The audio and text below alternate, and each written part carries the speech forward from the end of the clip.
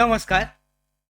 संजय गांधी ही आधार अनुदान योजना या योजनेअंतर्गत लाभ घेणारे जे सगळे पात्र दिव्यांग लाभार्थी आहेत, दिव्यांग बांधव आहेत, अजूनही त्यांच्या एप्रिल महिन्यासाठीच्या हप्त्याची पेन्शनची वाट पाहत आहेत.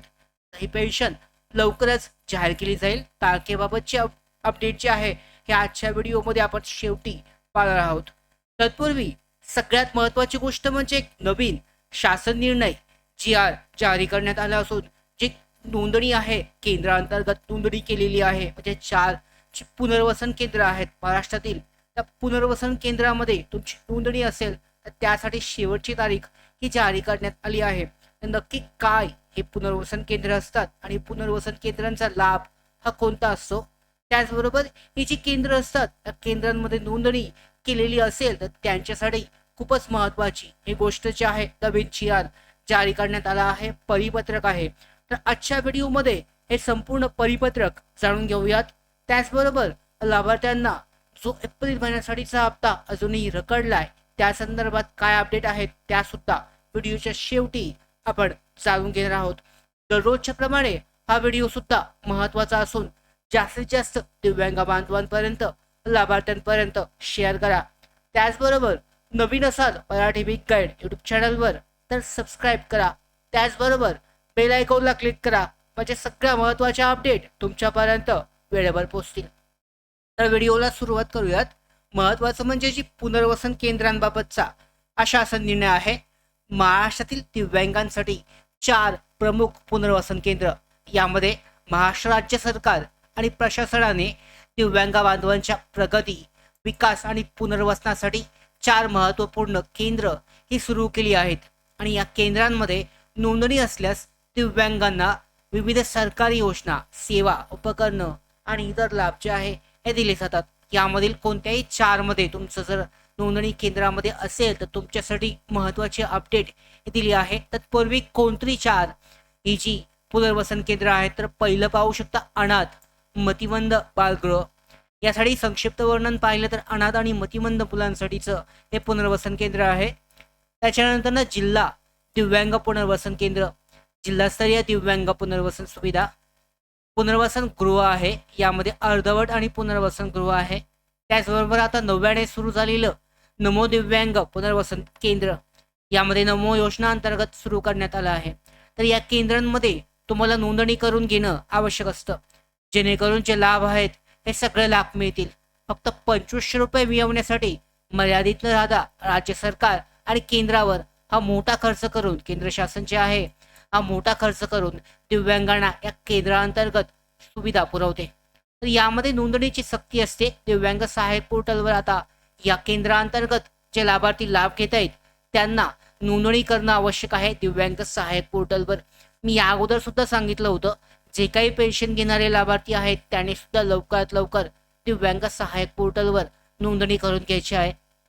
तर दिव्यांग सक्षमीकरण विभागाने 15 एप्रिल 2026 रोजी एक अधिकृत असं परिपत्रक हे जारी केलं आहे. आणि यात राज्यातील दिव्यांगांना सरकारी योजनेचा लाभ देण्यासाठी पुनर्वसन उपक्रम राबवणाऱ्या स्वयंसेवी संस्थांकडून माहिती एकत्रित करण्यासाठी दिव्यांग सहाय्यक पोर्टल ही सुरू करण्यात आली आहे.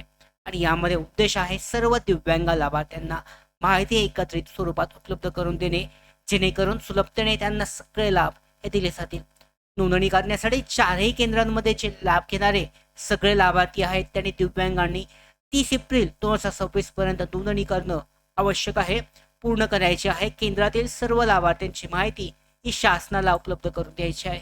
आणि यासाठी पाहू शकता जिल्हा दिव्यांग सक्षमीकरण विभाग यासाठी शेवटची तारीख 1 मे 2026 दिलेली आहे. आयुक्त कार्यालय पुणे यांच्या अंतर्गत 5 मे 2026 शेवटची तारीख आहे. आणि सहाय्यक आयुक्त कार्यालय जिल्हास्तरीय यासाठी सुद्धा 5 मे ही शेवटची तारीख आहे. तर ज्या ज्या दिव्यांग लाभार्थ्यांनी अद्यापही नोंदणी केली असेल दिव्यांग सहाय्यक पोर्टलवर ते लवकरात लवकर करून घ्यायची आहे. नोंदणीचं महत्त्व काय आहे तर याही 4ही केंद्रांमध्ये नोंदणीकृत दिव्यांग लाभार्थ्यांना तात्काळ संबंधित केंद्राचे अधिकारी, कर्मचारी किंवा प्रमुखाशी संपर्क साधायचा आहे आणि तुमची नोंदणी झाली आहे किंवा नाही याची पडताळणी चौकशी करायची आहे. नोंदणी नसल्यास पुढील हप्ते, अनुदान, योजना आणि सेवांपासून वंचित राहण्याचा धोका म्हणजे सगळे लाभ जे आहे हे बंद होऊ शकतात. त्यामुळे जर तुमचं या केंद्रांमध्ये जर नोंदणी असेल या चारीमधल्या एकामध्ये, तरी तुमच्यासाठी हे महत्वाचं आहे. लवकरात लवकर दिव्यांग सहाय्यक पोर्टलवर नोंदणी करून घ्यायची आहे. कशी करायची याबाबत आपण व्हिडिओ केलेले आहेत, प्लेलिस्टमध्ये तुम्ही सर्च करून चेक करू शकता दिव्यांग सहाय्यक पोर्टलसाठी. तर हे परिपत्रक कायदेशीर अधिकारी महाराष्ट्र शासनाने जाहीर केलं असून सर्व केंद्र आणि दिव्यांगांसाठी हे महत्वाचं असं परिपत्रक जारी करण्यात आलं आहे. तर या परिपत्रकाचा मुख्य उद्देश जो आहे, लाभार्थ्यांना जे दिव्यांग सहाय्यक पोर्टल जे आहे यावर नोंदणी करून जे काही केंद्रांतर्गत लाभ घेणारे सगळे लाभ त्यांना आता जसे मिळत आहेत ते त्या पद्धतीने पुढे चालू ठेवायचे आहेत. हे पोर्टल जे आहे दिव्यांग सहाय्यक पोर्टल, यावर तुम्ही अजूनही नोंदणी केली नसेल तर लवकरात लवकर, जेवढ्या लवकर शक्य होईल तेवढ्या लवकर करा. सोप्या पद्धतीची प्रोसेस आहे. तुम्हाला जमत नसेल तर यामध्ये ज्यांना माहीत असेल त्या माहितगाराकडे, त्यांच्याकडे चौकशी करून तुम्ही नोंदणी करू शकता, किंवा यामध्ये आधार सेवा केंद्र आहेत त्यांच्याकडे जाऊन तुम्ही नोंदणी प्रक्रिया जी आहे पूर्ण करून घेऊ शकता. मात्र नोंदणी ही आता बंधनकारक आहे. 30 एप्रिल पर्यंत ही नोंदणी करणं आवश्यक असणार आहे. आता हा झाला पहिला विषय नोंदणीसाठीचा.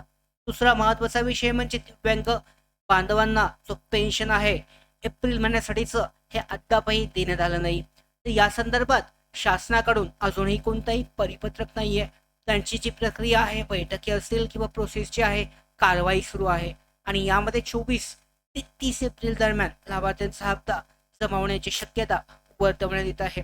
या संदर्भात जेव्हा अधिकृत परिपत्रक किंवा अधिकृत काहीतरी नोटिफिकेशन सूचना शासनाकडून घोषणा जाहीर होईल त्या संदर्भात, तेव्हा आपण वेळेवर तुमच्यापर्यंत ह्या सगळ्या अपडेट पोहोचवणार आहोत.